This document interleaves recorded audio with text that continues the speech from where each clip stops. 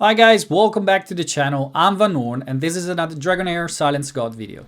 Today I want to talk about two new champions introduced in Season 4, two new legendary which are absolutely unique. They have a function like a passive or a debuff that they place that is permanent on bosses or enemy, and this is a mechanic that was not in the game before them, and now that we have them, I mean, the game is kind of changed forever. They are both incredibly good in many places, but today I'm going to jump into the ancient battlefield to showcase them together in my comp that I use to farm this dungeon. Now, the comp is going to be pretty endgame, even if we are early in the season. I have a lot of legendaries, a lot of like high rank gear, mythical artifact, and all the good stuff that you want. But they are best showcased in this place, and so I want to jump here and show you what they can do. They can be used also separately, so you don't have to be too fussy about me using them like this, but they are perfect for this dungeon. And the two champions obviously we're going to showcase are Astaion and Perseus, the two new necrotic legendary introduced in Season 4, and how incredible they are. It's very easily explained, but just having a look at their kit. Astaion, she's probably the queen of early game with her passive that at the battle starts, the hero has 100% chance of inflict silence for 10 seconds on the nearest enemy. This works only on champions in arena or waves, not on bosses obviously, and steal 30% of their HP and 30% of their defense. 50% of the stolen attribute will be transferred to the ally with the highest attack. This is amazing because when you face in boss a single target, or one of those bosses which have also adds, but you can target her to have them straight in front, you can steal basically the defense and HP and place it on your attack DPS and make them much more survivable. The HP stolen should be not exceeding the 100% of the hero max HP, so you want to build her with a lot of HP so that she can transfer that ability, that quantity to someone else. The battle skills deal 310% attack necrotic damage to enemy within range with the 3 central tiles, and she turned left and right or back with a 50% chance of inflicting stun for 3 seconds. Grants critical hit resistance to the ally with the highest attack for 5 seconds, which basically if the enemy is going to crit, you're going to resist part of that damage, 50% of that damage. The hero recharge ultimate energy by 5% upon eating one enemy. This works on herself. And the ultimate skills summons and domain that lasts for 10 seconds, is diamond shaped at the target location, dealing 60% attack necrotic damage. You're never going to build her really for damage, and this percentage is honestly quite low. To enemies within range every 1 second, so she hit them 10 times.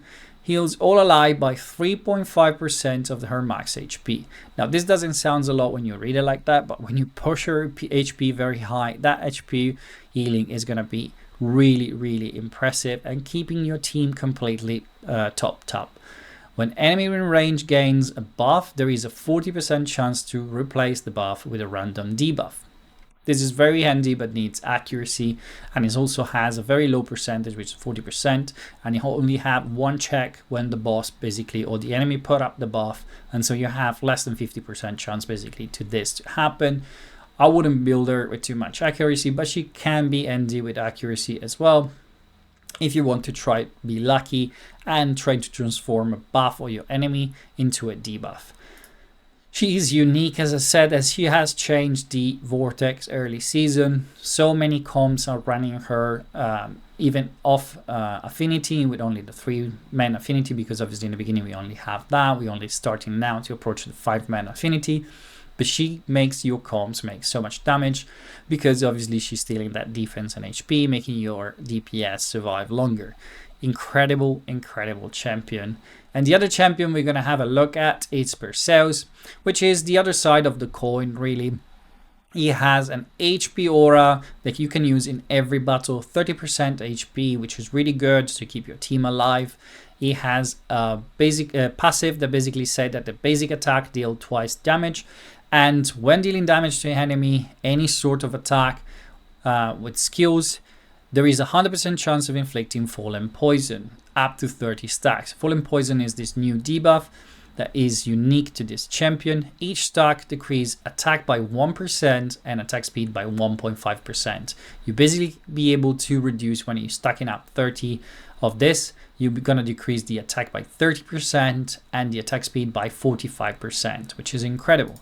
On his battle skills, deals 100% attack necrotic damage to nearby enemy 4 times in a diamond shape with him at the center, and reduce their ultimate energy by 25%. This happens only once, but it's still a good chunk of the ultimate energy. And the ultimate skill, rush to an enemy and strikes the enemy 12 times, each dealing 70% attack necrotic damage. There is a 100% chance of dispelling all debuff from them, with a 75% chance of stunning them for 5 seconds, and has a 75% chance, book up to 100, to place block buff prohibition and on them for 10 seconds. The hero also will gain 30% max HP healing simultaneously, so he's going to top up his health for 30%, which is really good. It makes it also viable to be like an off tank. If you build him very tanky with accuracy, he can be your protection champion, soaking up the damage and healing back, for example.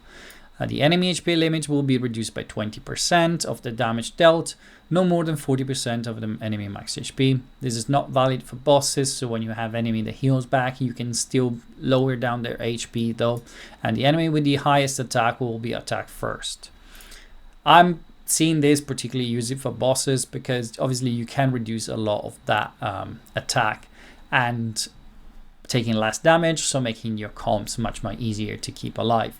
I'm bringing with them Garius and Ardred. They are obviously my champions that can keep the team alive. So let's have a look also at the builds. Ardred is going to be my protection set champion. She's built with high defense and the hourglass to try basically to cycle back to her ultimate as fast as possible, and also use a battle skill as often as possible because you're going to do the single target heal and buff removal. We don't have debuff in this case, but she's going to heal them more often.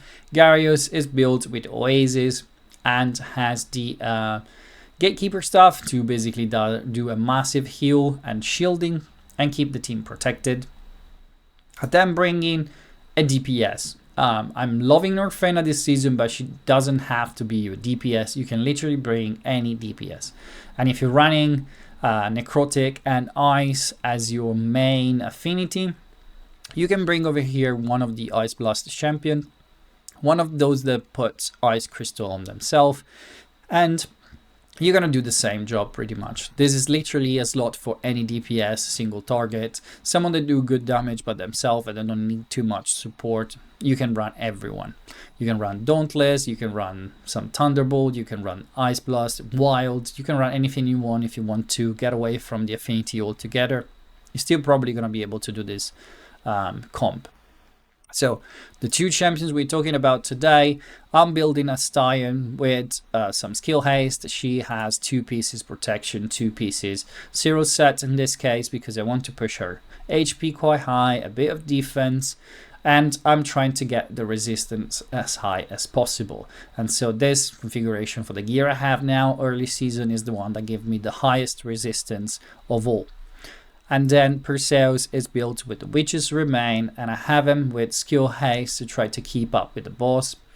You can probably get away with less of this and putting him in a more DPS build because the boss is going to be slowed down, but to do so you need to get to the right accuracy. This is the build I could put together for now with the gear I have, and it works fine, so I'm happy with it. I need to bring some defense, obviously, on all the champions. If you aim for about 2k defense, you're going to be safe in any scenario, even if you don't take the decrease attack, the increase attack off. All of that is going to be sustainable, basically, with this comp. I have a timing only on Perseus, which is going to go every 20 seconds because I've built enough skill haste to get it below 19 seconds. When the reduce ultimate energy length, the boss gets a bit slowed down, and so I don't want him to go off rotation. We're going to survive basically for full rotation of the boss, and they're going to be all the same. So let's run it in the background so I can show you what is happening over here. So the boss is going to start eating hearts, is going to try to put the stun on my further champion, which has resistance in this case. That has resistance, so it goes in backfire, it puts the increased attack, and now Perseus is going to do basically removing the increased attack, placing the block buff, and reducing the attack. The block buff is also important because on this point here, the boss will try to put increased defense on himself, but he can't because there is the block buff. And this rotation is going to repeat over and over.